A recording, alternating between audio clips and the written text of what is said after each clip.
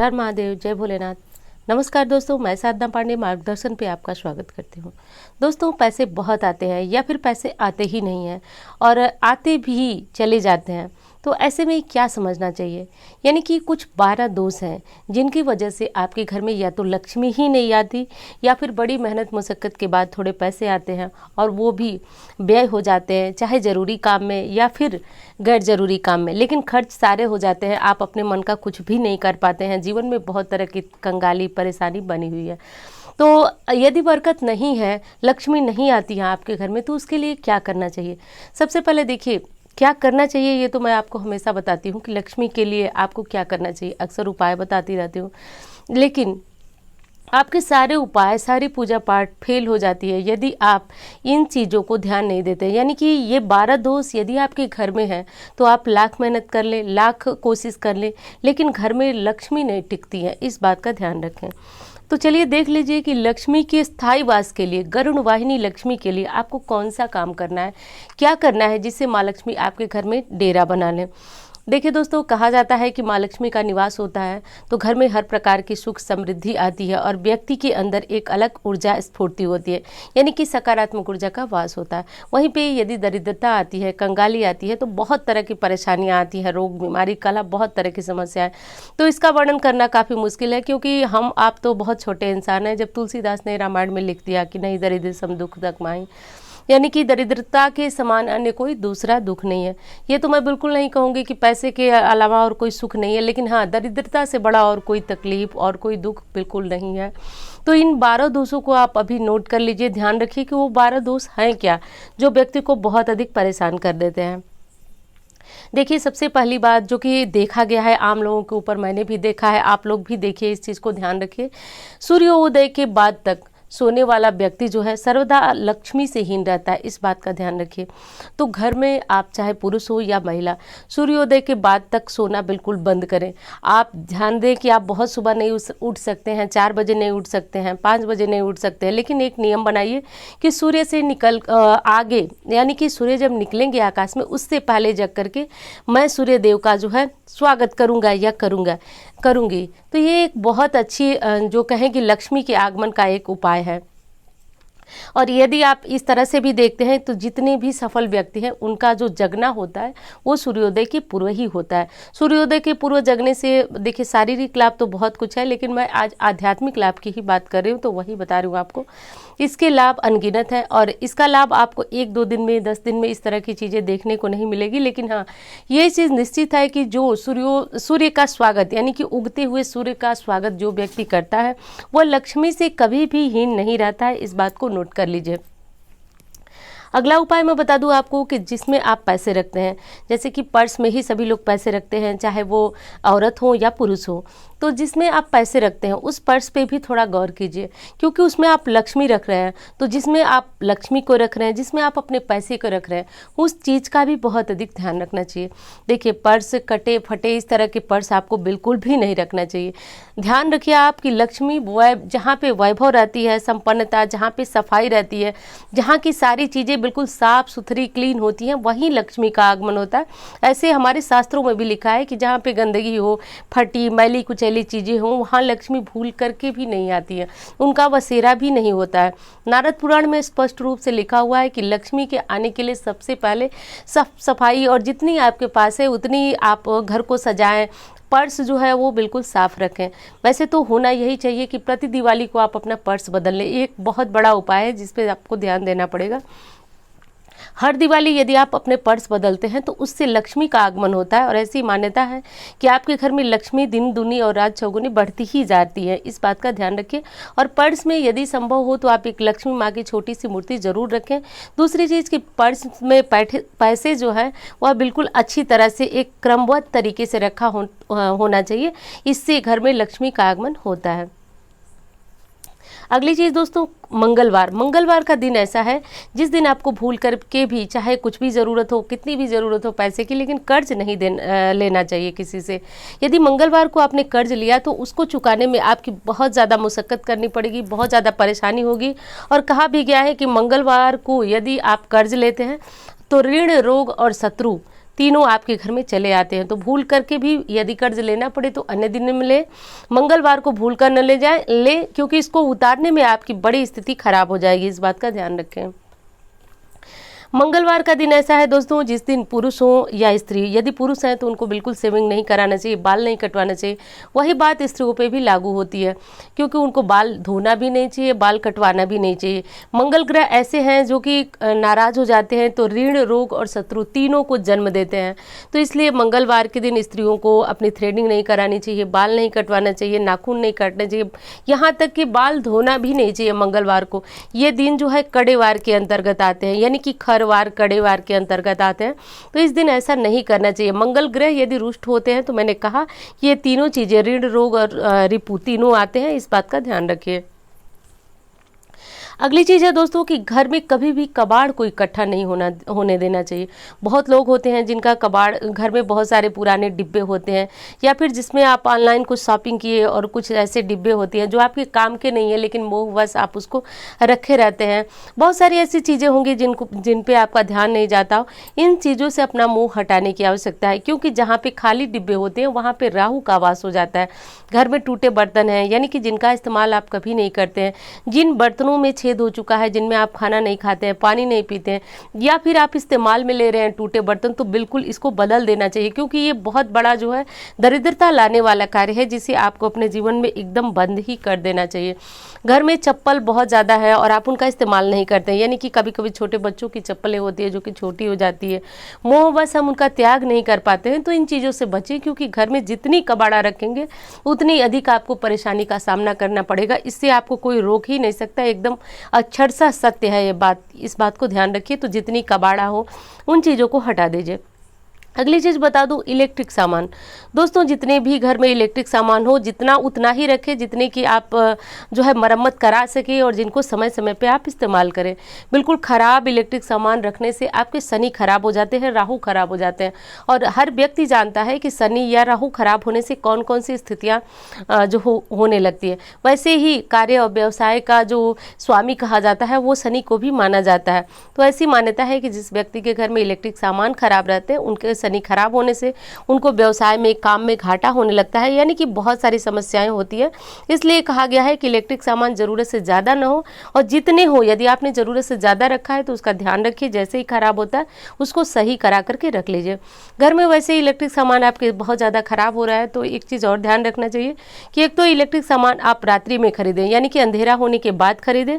दूसरी चीज़ कि कृष्ण पक्ष में खरीदें, इससे भी शनि प्रसन्न होते हैं और आपके द्वारा खरीदा गया सामान जो है लंबे समय तक आपका साथ देता है।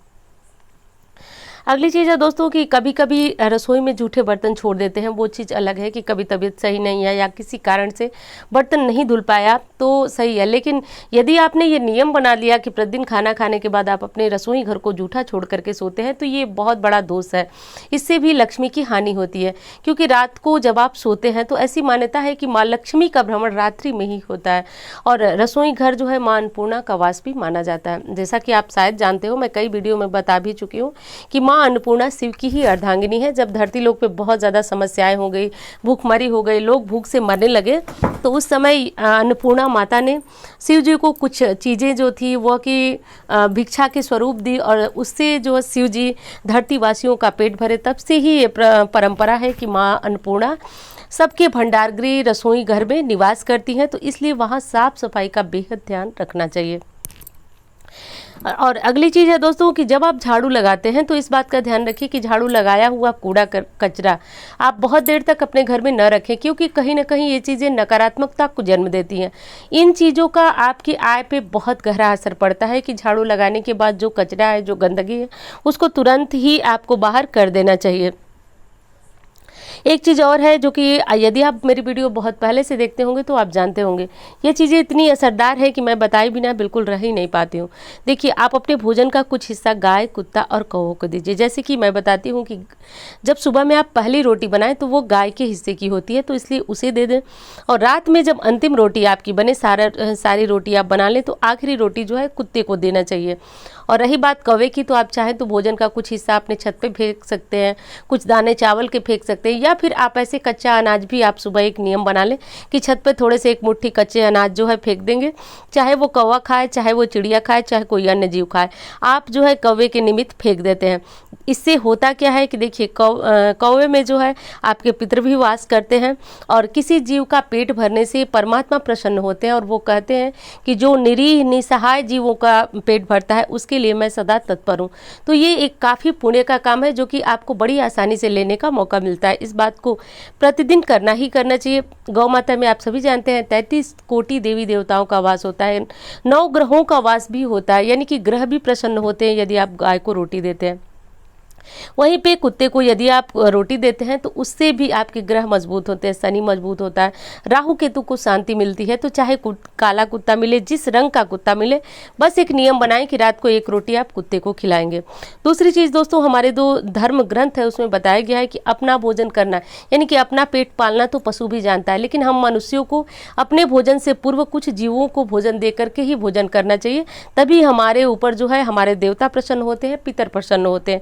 तो इस नियम का जिस किसी घर में पालन होता है, साल 6 महीने में इसका असर आपको देखने को मिलता है, और ऐसी लक्ष्मी आएंगी जिसका कि आपको पता भी नहीं चलेगा। यानी कि आपको लगेगा कि आपके जीवन में बहुत तरह की जो है परेशानियां बनी हुई है, नहीं दूर हो रही हैं। तो आप इस काम को करें, इस नियम को अपना लें, आप देखें कि आपके घर में लक्ष्मी का वास कैसे होता है। इन जीवों को संतुष्ट करें।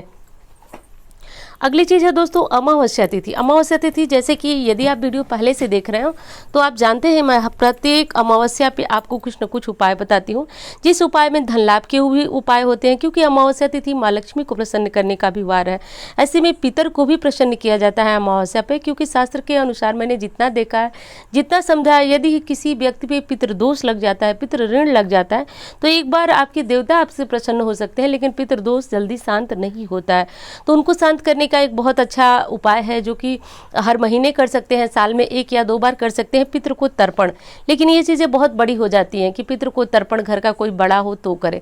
इसके लिए बहुत एक आसान उपाय है कि आप पीपल वृक्ष में अमावस्या के दिन जल और दूध डाल करके सींचे।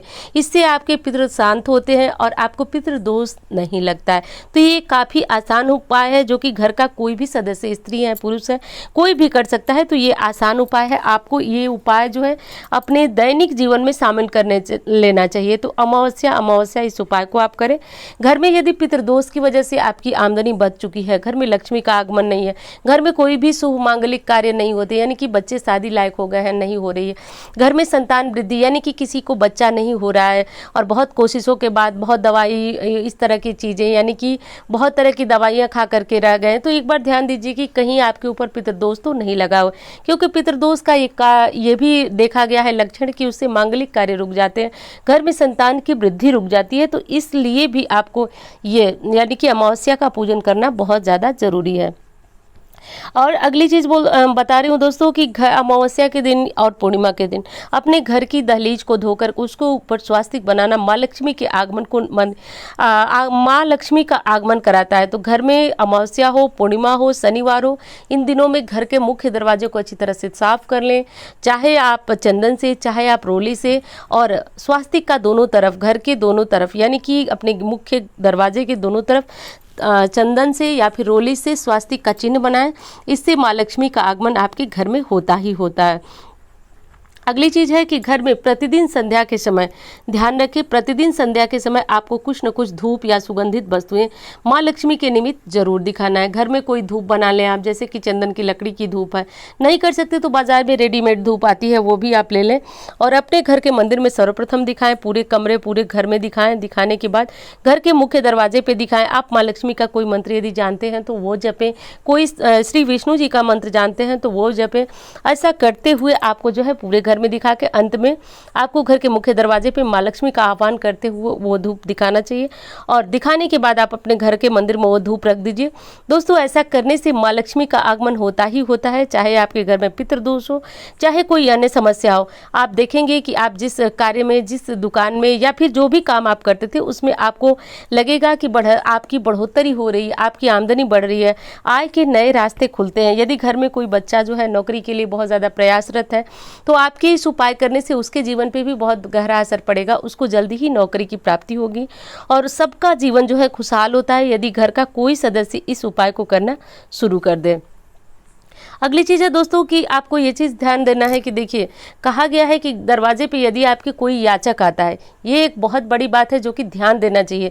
तो इन 12 बातों में इस बात को भी ध्यान दिया जाता है कि यदि आपके दरवाजे पे कोई याचक कोई मांगने वाला आता है तो हमेशा उसको संतुष्ट करके भेजने की पूरी कोशिश करनी चाहिए। मैं ये बिल्कुल नहीं कहूँगी कि आप अपनी आमदनी से अधिक, यानी कि जितनी आपकी आमदनी है उससे अधिक आप दान करें, या फिर कोई बहुत अधिक मांग रहा है तो आप उसे संतुष्ट करें। आप उतना दें जितनी आप दे सकते हैं, लेकिन दें जरूर, क्योंकि कहा गया है कि ना जाने किस रूप में नारायण मिल जाए। कभी कभी भगवान भी हमारे दरवाजे पे आते हैं और हम अज्ञानतावश जो है उन्हें ठुकरा देते हैं और इसका फल जो है हमें जन्म जन्मों तक भोगना पड़ता है। तो इसलिए एक साधारण सी बात है कि हम तो भगवान को पहचान नहीं सकते, भगवान ने वो दृष्टि हमें दी ही नहीं है, लेकिन हम एक चीज़ कर सकते हैं कि जो भी हमारे यहाँ आ रहा है सब में भगवान को देखें और किसी भी याचक, किसी भी मांगने वाले का हम सम्मान करें और जो हमसे हो सकता है यथाशक्ति उनको दे करके संतुष्ट करें। तो दोस्तों ये 12 बातें हैं जिन्हें आपको गांठ बांध करके रख लेना है। इनका असर 1 महीने में हो, 2 महीने में हो, लेकिन होता ज़रूर है। ये आपको कहें तो एकदम 100% गारंटी है कि ये उपाय असर करता ही करता है। और जिन घरों में इस तरह की चीज़ें होती हैं वो घर कभी गरीब नहीं होता है, उस घर में कभी बरकत नहीं रुकती है, इस बात को ध्यान रखें। तो दोस्तों उम्मीद करती हूँ जानकारी आपको बहुत अच्छी लगेगी, और यदि ये जानकारी आपको अच्छी लगी तो वीडियो को एक लाइक जरूर कीजिएगा और चैनल को सब्सक्राइब कर दीजिएगा। इसी तरह की वीडियो मैं आपके लिए लाती रहूंगी। धन्यवाद।